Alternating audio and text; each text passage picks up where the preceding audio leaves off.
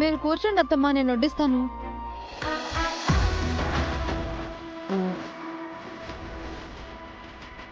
మీరు ఇలా రండి.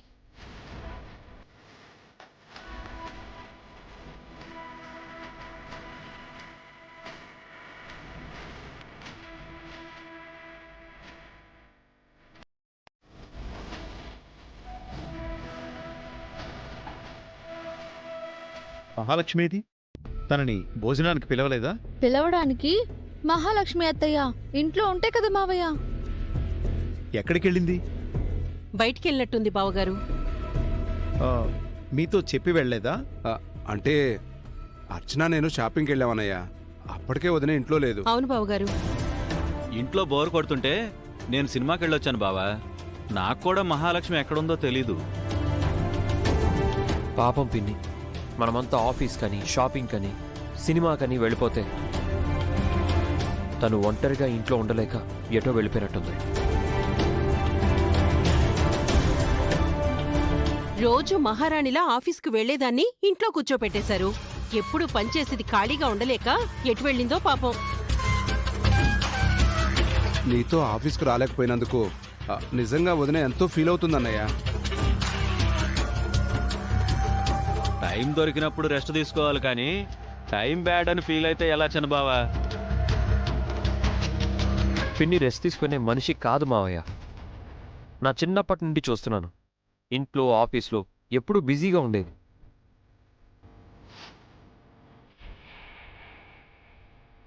మహా ఆఫీస్లో ఉంటే మన బిజినెస్ వేరే లెవెల్లో ఉంటుంది.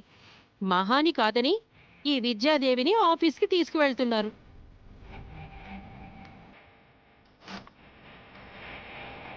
ఏ మాటకా మాట చెప్పాలంటే మహావదినలా ఈ విద్యాదేవి టీచర్ బిజినెస్ని డీల్ చేయలేదన్నయ్య.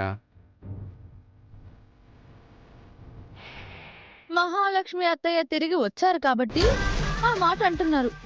లేకపోతే ఇన్నాళ్ళు విద్యాదేవి టీచరే కదా ఇంటిని ఆఫీస్ని చూసుకున్నారు.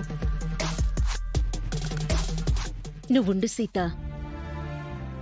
ఏమండి, మహాలక్ష్మి ఆఫీస్కొస్తే నాకే అభ్యంతరం లేదు. నేనేం తనకి పోటీ కాదు. ఈ మాట అనిపించడం కోసమే వీళ్ళ ప్రయత్నం అత్తమ్మా. మహాలక్ష్మి అత్తయ్య కూడా ఆ ప్రయత్నంలోనే ఉంది. పిన్ని ఇక్కడ లేనప్పుడు తన గురించి మాట్లాడక సీత. పాపం పిన్ని ఎక్కడుందో ఏమో.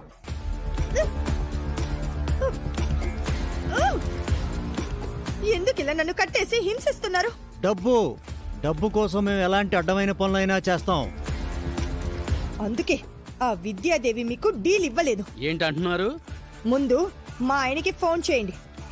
ఏదో ఒక రకంగా మీతో డీల్కి ఒప్పిస్తాను. జనార్దన్ మీ భర్త కాదన్నారు, ఇంకో వైఫ్ ఉందన్నారు. ఇంకొక వైఫ్ ఉంది. నేను కూడా జన వైఫ్ని. నిమిషానికో మాట మాట్లాడుతున్నారేంటి? ఒక మాట మీద ఉండరా మీరు? ముందేమో మీరే జనార్దన్ వైఫ్ అన్నారు, తర్వాత ఇంకో ఆవిడ ఉందన్నారు, ఆ తర్వాత మీరే ఆయన వైఫ్ అన్నారు. ఇన్ని రకాలుగా మాట్లాడితే మేము ఏ మాట నమ్మాలి? ఏం చెయ్యండ్రా నాయనా, మా ఇంట్లో అలాంటి స్టోరీ నడుస్తోంది. స్టోరీలు మీరు చెప్తూ మీ ఇంట్లో స్టోరీ నడుస్తుందంటారేంటి? ఈ స్టోరీ అంతా ఎందుకు? నేను జన వైఫ్ని కాదని నమ్మితే నన్ను వదిలేయండి. మిమ్మల్ని వదలడం కుదరదు. అయితే జనాకి ఫోన్ చేయండి. సరే, మీకోసం కాకపోయినా మా కోసం చేస్తాం.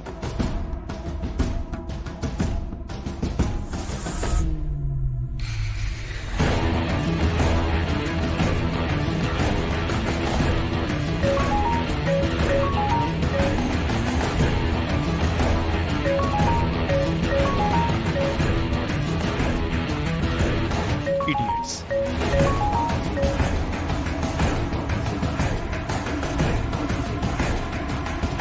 ఎవరు డాడ్? ఆఫీస్కి వచ్చిన వెధవలు మళ్ళీ కాల్ చేస్తున్నారు. మెడబట్టి బయటికి గెంటేసినా వాళ్ళకి బుద్ధి రాలేదా?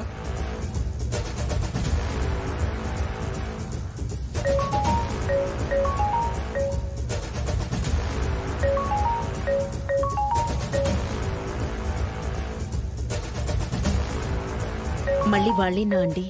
లిఫ్ట్ చేయకండి. వాళ్ళ నంబర్ బ్లాక్ చేయండి.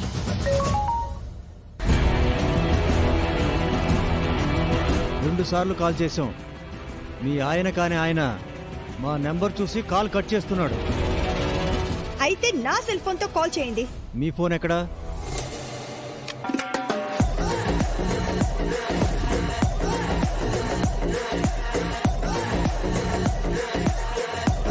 ఛీ! నా ఫోన్ ఇంట్లోనే మర్చిపోయి వచ్చాను. ఒక పని చేయండి, మా ఇంటి ల్యాండ్ లైన్కి కాల్ చేయండి. నంబర్ చెప్పండి.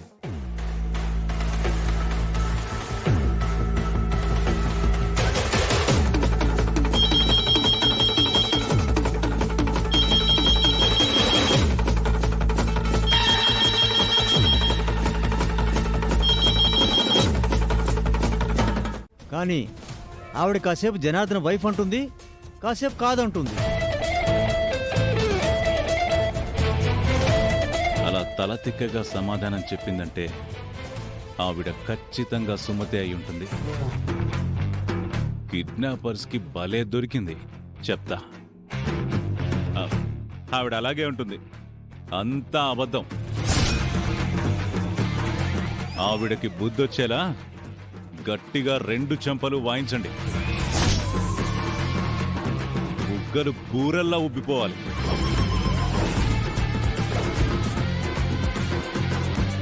త్రిలోక్ గారు, నేను మహాలక్ష్మిని.